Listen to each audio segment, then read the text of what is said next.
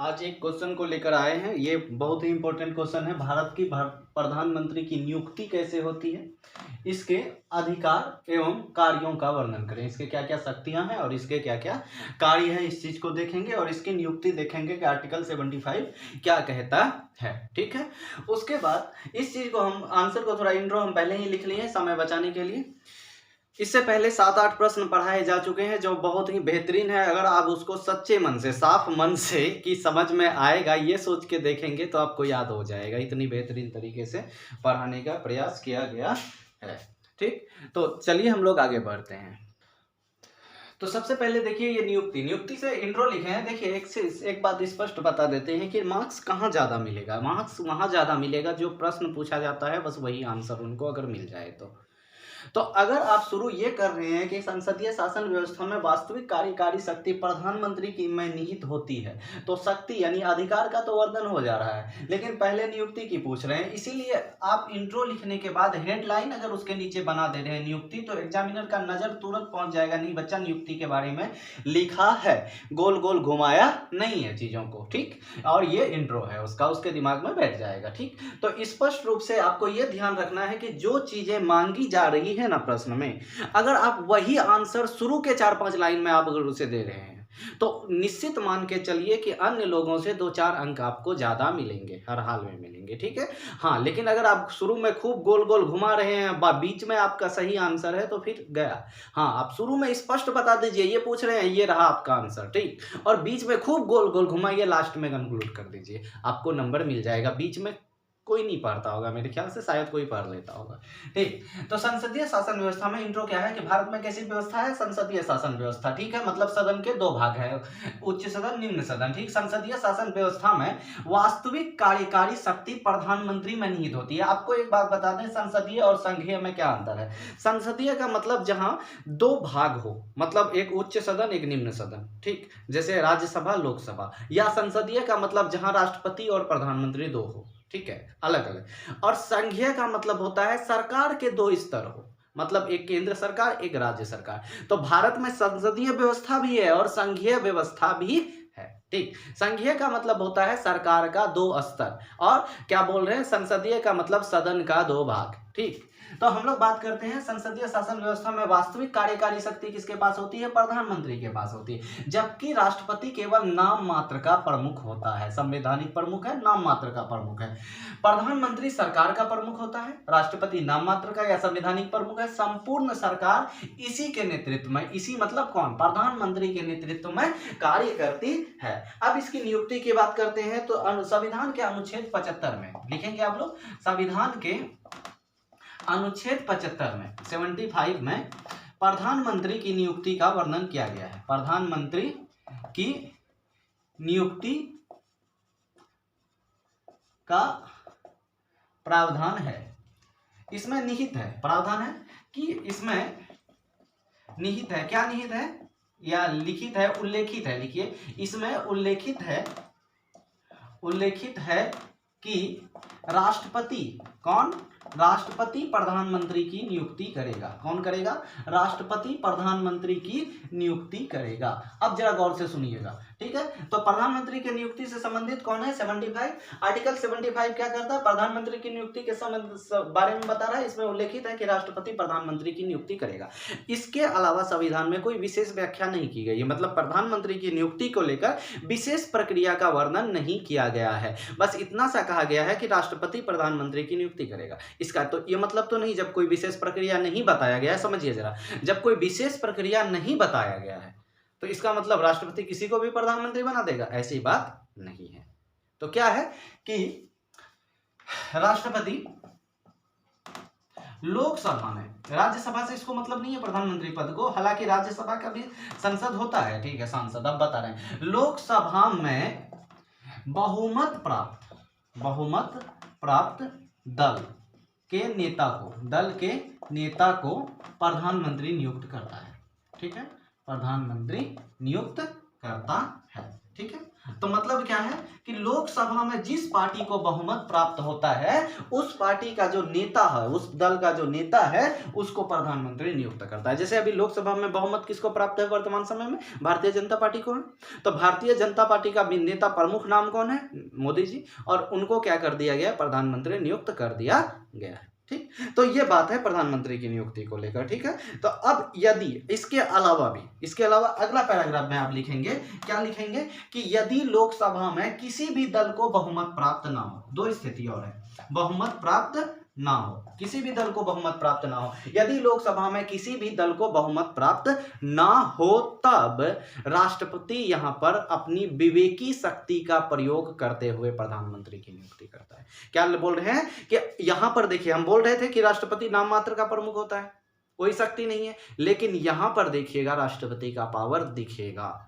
कब? जब लोकसभा में किसी भी दल को बहुमत प्राप्त ना हो। इतना तो आप लिख लेंगे। उसके आगे पैराग्राफ चेंज करके यह लिखेंगे, यदि लोकसभा में किसी भी दल को बहुमत प्राप्त ना हो तो ऐसी स्थिति में राष्ट्रपति जो है अपनी विवेकी शक्ति का प्रयोग करके क्या करता है? अपना विवेकी शक्ति प्रयोग करके प्रधानमंत्री की नियुक्ति करता है। हालांकि जिस व्यक्ति को, आगे क्या लिखेंगे इसमें कि हालांकि जिस व्यक्ति को राष्ट्रपति प्रधानमंत्री बनाएगा उसे सदन में 1 माह के भीतर अपना विश्वास मत हासिल करना होगा। विश्वास मतलब जितना सीट है उसका आधे से 1 अधिक उसको मिलना चाहिए। ठीक है, उसके समर्थन में। तो ऐसी स्थिति में क्या होती है? गठबंधन बनती है, और गठबंधन बनने के बाद जो है 2-3 पार्टी मिलकर प्रधानमंत्री चुनता है, जैसा कि पहले भी कई बार हो चुका है। तो अब दूसरा पैराग्राफ में क्या लिख रहे हैं कि लोकसभा में जब किसी भी दल को बहुमत प्राप्त ना हो तो राष्ट्रपति अपनी विवेकी शक्तियों का प्रयोग करके प्रधानमंत्री की नियुक्ति करता है। ऐसी स्थिति में जिस व्यक्ति को प्रधानमंत्री नियुक्त किया जाता है उसे 1 माह के भीतर, कितना दिन?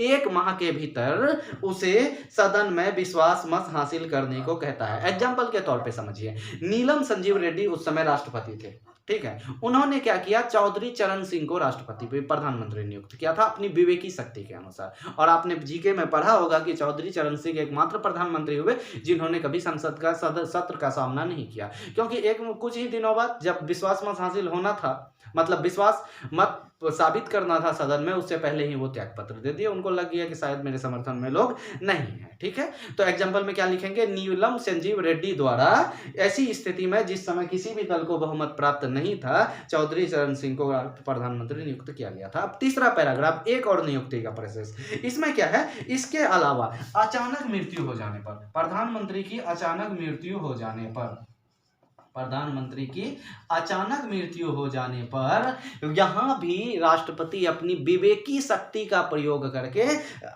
दूसरे व्यक्ति को प्रधानमंत्री नियुक्त कर सकता है। प्रधानमंत्री की अगर अचानक मृत्यु हो जाती है और उसका कोई स्पष्ट उत्तराधिकारी नहीं है सदन के अंदर, उस दल के अंदर, तो राष्ट्रपति ऐसी स्थिति में अपनी विवेकी शक्ति का प्रयोग करके क्या कर सकता है? प्रधानमंत्री की नियुक्ति कर सकता है। एग्जाम्पल के तौर पर इंदिरा गांधी की अचानक मृत्यु हो जाने पर ज्ञानी जेल सिंह, नाम सुने होंगे, उस समय राष्ट्रपति थे, उन्होंने राजीव गांधी को क्या कर दिया था? प्रधानमंत्री नियुक्त कर दिया था। ठीक, अब एक और है कि यदि कोई व्यक्ति, अगला पैराग्राफ में, यदि कोई व्यक्ति सदन का सदस्य ना हो, सदन का चाहे वो लोकसभा हो या राज्यसभा हो, उसका वो सदस्य ना हो, तो उसे भी, अब देखिए एमपी होना जरूरी है, चाहे लोकसभा का हो या राज्यसभा का हो। हालांकि लोकसभा में जिस दल को बहुमत प्राप्त होता है उसका नेता ही प्रधानमंत्री बनता है, लेकिन जो प्रधानमंत्री बनता है वो जरूरी नहीं है कि वो लोकसभा का ही एमपी हो, वो राज्यसभा का भी हो सकता है। मतलब उसे संसद में दोनों भाग आ जाता है, लोकसभा राज्यसभा। ठीक है, तो लोकसभा या राज्यसभा दोनों में से किसी सदन का एक एमपी होना जरूरी है प्रधानमंत्री पद पर बने रहने के लिए। हाँ, लेकिन कोई व्यक्ति, यदि कोई व्यक्ति संसद का सदस्य ना हो तो उसे भी राष्ट्रपति प्रधानमंत्री नियुक्त कर सकता है, लेकिन उन्हें शपथ ग्रहण के 6 माह के भीतर ही दोनों में से किसी एक सदन की सदस्यता प्राप्त करनी होगी। तो ये नियुक्ति से संबंधित प्रावधान है प्रधानमंत्री का। अब आगे बढ़ेंगे, हम लोग देखेंगे कि इसके शक्तियां एवं कार्य क्या क्या है। लिखिए, हेडलाइन अब बनाइए, शक्तियां एवं कार्य। ठीक,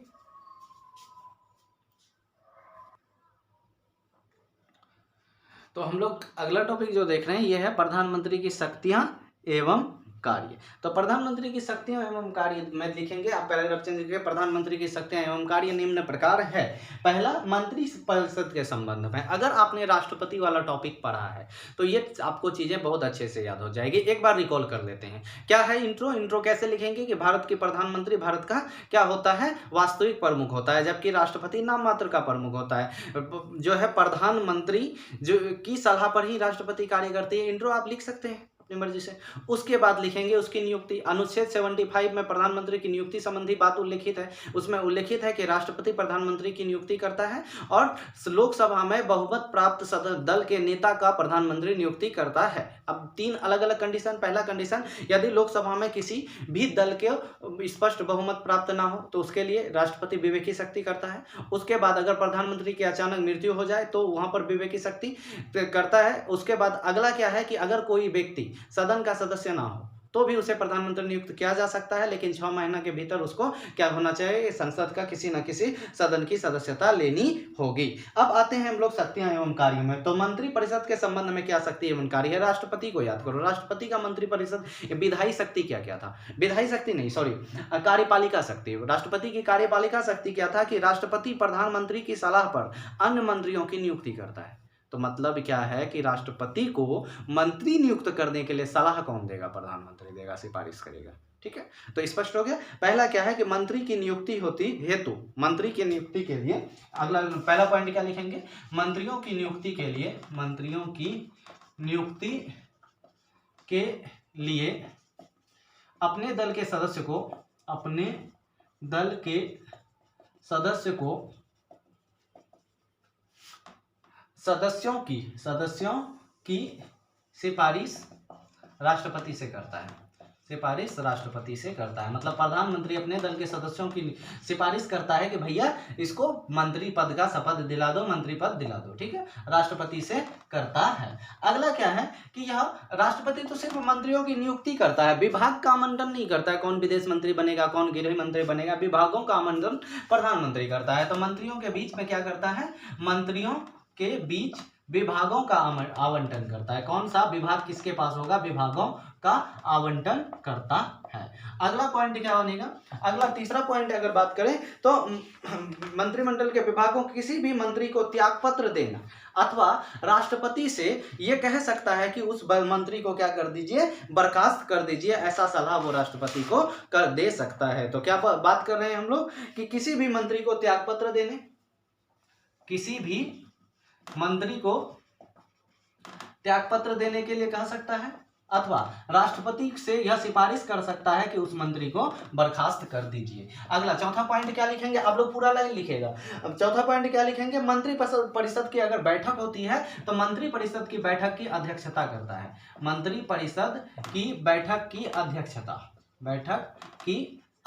करता। और सबसे खतरनाक पावर मंत्री परिषद के संबंध में, अगर ये पद से स्वयं त्यागपत्र दे दे प्रधानमंत्री, जैसे अभी विदेश मंत्री एस जयशंकर साहब है, गृह मंत्री आपका जो है अमित शाह जी हैं, उसके बाद सड़क परिवहन मंत्री जो है आपके नितिन गडकरी साहब हैं, उसी तरह रेल मंत्री अश्विनी वैष्णव साहब हैं, शिक्षा मंत्री धर्मेंद्र प्रधान है, बहुत सारे मंत्री हैं। अगर प्रधानमंत्री साहब त्यागपत्र दे दे, सारे मंत्री का पद खत्म अपने आप। मतलब अगर प्रधानमंत्री स्वयं त्यागपत्र दे दे तो संपूर्ण मंत्रिमंडल ही समाप्त हो जाती है। ठीक है, तो क्या बोल सकते हैं अगला पॉइंट में, स्वयं त्यागपत्र देकर संपूर्ण मंत्रिमंडल को समाप्त कर सकता है। यह है मंत्रिमंडल के संबंध में उसकी कार्य और शक्तियां। ख नंबर आप लिखेंगे राष्ट्रपति के संबंध में इसकी क्या शक्तियां हैं, राष्ट्रपति से इसकी कैसी संबंध है, ये चीजें राष्ट्रपति के संबंध में इनकी अधिकार एवं शक्तियां क्या है। ये क्लास आने में लेट क्यों हुआ, आप लोगों को पता ही है कि थोड़ा सा चल रहा था, प्रॉब्लम में चल रहे थे। और दूसरी बात कि हमको इसके लिए पढ़ना पड़ता है। एक छोटी सी किताब है, मैं आप लोगों को दिखा देता हूं। बस ये पतली सी किताब है एम लक्ष्मीकांत का, आप लोगों को भी कभी ना कभी पढ़ना पड़ेगा अगर सच में खुद को विद्यार्थी मान रहे हैं सिविल सेवा का तो ठीक है। तो ये छोटी सी पतली सी किताब पढ़ के इसका आंसर निकालना पड़ता है, उसके बाद जो है आप लोगों का बनाते हैं क्लास। तो राष्ट्रपति के संबंध में इनकी क्या शक्तियां हैं, यह मंत्रिपरिषद एवं राष्ट्रपति के बीच का कड़ी होता है। मतलब इधर मंत्रिपरिषद ठीक है, और यहाँ पर राष्ट्रपति, तो बीच में प्रधानमंत्री साहब, ठीक है। तो यह मंत्रिपरिषद एवं राष्ट्रपति के बीच का कड़ी होता है। 1 नंबर क्या लिखेंगे, यह मंत्रिपरिषद एवं राष्ट्रपति के बीच का कड़ी होता है। अगला पॉइंट क्या है, अगला पॉइंट इसका होगा कि यह राष्ट्रपति के विभिन्न अधिकारियों की नियुक्ति है। तो यह राष्ट्रपति से, लिखिए मैं लिखा दे रहा हूं, यह राष्ट्रपति से विभिन्न अधिकारियों की नियुक्ति हेतु सिफारिशें करता है, जैसे सीएजी कंट्रोलर एवं अटॉर्नी जनरल, जिसको नियंत्रक एवं महालेखा परीक्षक कहते हैं, सीएजी महान्यायवादी, ये सब लिख देते हैं। क्या लिखेंगे, यह राष्ट्रपति से विभिन्न सरकारी अधिकारियों की नियुक्ति के लिए, उच्च अधिकारियों की नियुक्ति के लिए सिफारिश करता है, जैसे सीएजी आपका नियंत्रण एवं महालेखा परीक्षक, उसके बाद अटॉर्नी जनरल जिसको महान्यायवादी कहते हैं, आर्टिकल 76 महान्यायवादी, उसके बाद यूपीएससी का चेयरमैन अध्यक्ष, यूपीएससी का अध्यक्ष, चुनाव आयुक्त जैसे पदाधिकारियों की नियुक्ति संबंधी सिफारिशें राष्ट्रपति से करता है। अब संसद के संबंध में इनकी क्या शक्तियां हैं, तो गौ नंबर आप लिखेंगे। इसके बाद इसके नीचे क्या लिखेंगे, गौ नंबर, संसद के संबंध में क्या शक्तियां एवं कार्य है। संसद के संबंध में पहले किसके संबंध में लिखे, मंत्रिपरिषद के संबंध में, नियुक्ति, बंटवारा, त्यागपत्र, बर्खास्त और खुद पूरे मंत्रिमंडल को समाप्त कर देना। उसके बाद राष्ट्रपति में, ये क्या है, कड़ी मंत्रिमंडल और राष्ट्रपति के बीच। उसके बाद क्या बोले, राष्ट्रपति को विभिन्न उच्चाधिकारियों से संबंधित नियुक्ति की सिफारिशें देता है। तीसरा पॉइंट क्या है, संसद के संबंध में इनकी क्या शक्तियां हैं। यह देखिए, संसद, राष्ट्रपति की शक्तियां क्या थी कि संसद के सत्र को आहूत करता है, सत्रावसान करता है, ठीक है। तो यही चीज ये भी कर सकता है, वह प्रेसिडेंट को संसद सत्र को आहूत एवं सत्रावसान करने की परामर्श देता है। मतलब यह प्रधानमंत्री, पीएम जिसको बोल रहे हैं हम लोग, प्रधानमंत्री संसद के सत्र को आहूत, सत्रावसान करने की सिफारिशें राष्ट्रपति से करता है, ठीक है। और उसके बाद वह किसी भी समय लोकसभा, निम्न सदन जो है, लोकसभा को भंग करने की सिफारिश राष्ट्रपति से कर सकता है कि भैया अब लोकसभा भंग कर दीजिए। तीसरा पॉइंट संसद के संबंध में क्या आ सकता है, वह सभा पटल पर, चाहे लोकसभा हो या राज्यसभा हो, वह सभा पटल पर क्या करता है, वह सभा पटल पर सरकार की नीतियों की घोषणा करता है, सरकार की नीतियों की घोषणा करता है। तो ये आपका प्रधानमंत्री का संसद के संबंध में कार्य है। और भी कुछ हो सकते हैं, अन्य शक्तियां देख लेते हैं, घ नंबर, इनकी अन्य प्रमुख शक्तियां, ठीक है। तो अन्य शक्तियां देखेंगे तो वह नीति आयोग, जो कि पहले योजना आयोग था, अब क्या है, नीति आयोग। उसके बाद अंतर्राज्यीय जल परिषद, अंतर्राज्यीय एकता परिषद, लिखते चलिए, नीति आयोग, अंतर्राज्यीय जल परिषद, अंतर्राज्यीय एकता परिषद, एनडीसी मतलब नेशनल डेवलपमेंट काउंसिल, राष्ट्रीय विकास परिषद। कौन है ये, राष्ट्रीय विकास परिषद जैसे संस्थाओं का अध्यक्ष होता है वह नीति आयोग। अंतर्राज्यीय जल परिषद, अंतर्राज्यीय एकता परिषद, राष्ट्रीय विकास परिषद जैसे संस्थाओं का अध्यक्ष होता है। वह केंद्र सरकार का प्रमुख प्रवक्ता होता है, केंद्र सरकार का प्रमुख प्रवक्ता। अभी वाले जो है हमेशा बकते रहते हैं, तो वह केंद्र सरकार का प्रमुख प्रवक्ता होता है। वह सत्ताधारी दल का नेता होता है, वह सत्ताधारी दल का नेता होता है, ठीक, सत्ताधारी दल का नेता होता है। तो ये आपका कार्य था। अगर इनका हम लोग कंक्लूजन लिखना चाहें तो कंक्लूजन में अगर किसी से कंपेयर कर देते हैं तो आपका आंसर बहुत स्टैंडर्ड हो जाता है। तो देखिए, बी.आर. अम्बेडकर ने कहा था, पैराग्राफ चेंज करते लिखेंगे कि अतः स्पष्ट है कि प्रधानमंत्री भारतीय संसदीय व्यवस्था का बहुत ही उच्च यानी जिम्मेदारी वाला प्रशासनिक पद है, ठीक, जिम्मेदारी वाला प्रशासनिक पद है। उसके बाद आगे लिखेंगे, बी.आर. अम्बेडकर ने कहा था कि यदि भारतीय प्रधानमंत्री की तुलना यानी अमेरिका की राष्ट्रपति की तुलना की जा सकती है तो भारत के राष्ट्रपति से नहीं बल्कि भारतीय प्रधानमंत्री के से किया जा सकता है। उसके बाद मार्ले मिंटो एक्ट सुने हैं आप, मार्ले मिंटो एक्ट 1909 में आया था। तो इसमें उस समय मिंटो भारत के क्या थे, वायसराय थे। तो मिंटो ने कहा है कि वह समान के बीच प्रमुख होता है, वह समान के बीच प्रमुख होता है, प्रमुख होता है। समान के बीच देखिए प्रधानमंत्री क्या होता है, वो एमपी होता है, सांसद होता है, चाहे राज्यसभा का या लोकसभा का। वहां तो 545 सांसद बैठे हुए हैं, तो मतलब वो भी एक सांसद है, समान ही है सब पद में। लेकिन उन समान के बीच वो प्रमुख होता है, ऐसा मिंटो साहब ने कहा था। तो इन सारे वाक्यों के साथ उनको कंक्लूड कर दीजिए, आपका आंसर कंप्लीट हो गया। अगला जो टॉपिक लेके आएंगे न्यायिक सक्रियता को लेकर। इस तरह से आप लोगों की जो मांग है कि कॉन्स्टिट्यूशन वाला पार्ट मैं करवा दूंगा, खत्म हो गया, मतलब 2-3 क्वेश्चन बचा हुआ है।